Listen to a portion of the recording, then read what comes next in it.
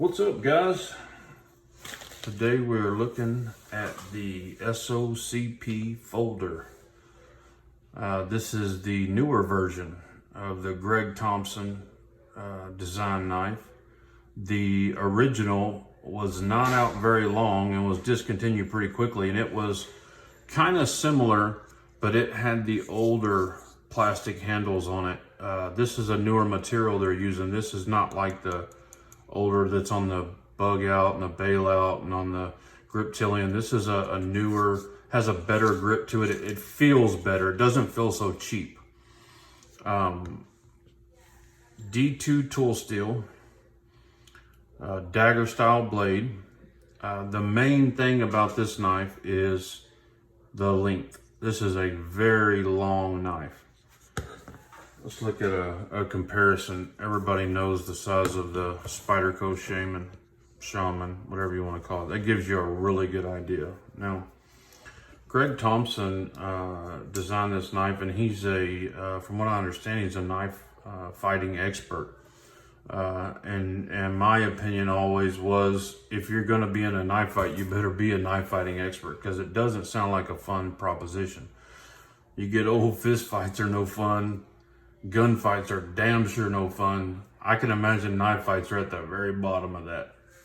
But if I were going to be in a situation and that's all that I had, this is the knife I would want. This gives you lots and lots of reach out there, man, to really get away from your assailant or opponent or whatever you want to call it. I don't speak too much to that because I'm definitely not a knife fighting expert of any kind. I just think the knife is cool, and that's why I got it. Probably not super practical to EDC, but you know I'm gonna EDC it. Look at his logo there, Greg Thompson. So like I was saying, the original one had the liner lock. They've upgraded it to the newer scales and the axis lock. I believe it was still D2 tool steel. Not quite sure if they upgraded glass breaker, but that's the good one. That's the one you want. Has like the Emerson style opener, so it'll flick right out there. It's running on phosphorus bronze washers. I carried this today, man, and it wasn't intrusive in my pocket. And I can tell you, if I was going somewhere I couldn't have a gun, man, that would be something great to have. Super light, not like bug out light, but for the size of it, it's light. As opposed to some of the other larger, so-called tactical knives. I think they did a good job with it. I think this is going to be a good seller. It's a sub $200 knife.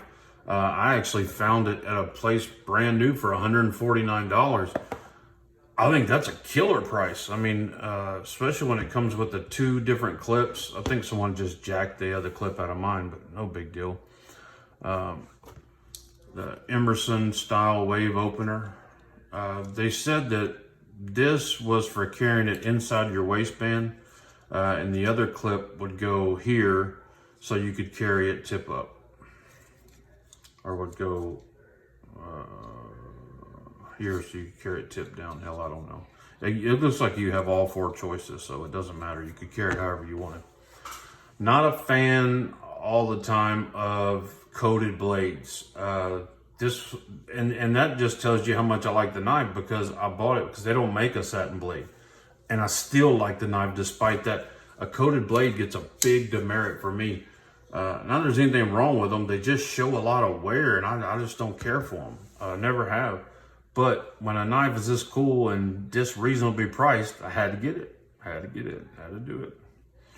Got a sickness about like half of y'all, but I just thought it was cool, man. For $149, I think most places had them for like $170. Blade HQ had them for $170.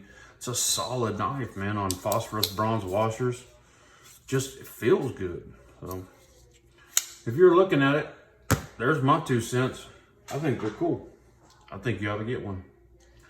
Stick it in your waistband and be a ninja. Anyway, guys, thanks for tuning in. Appreciate all of you. God bless you and your families. Say a prayer for our country. Good night.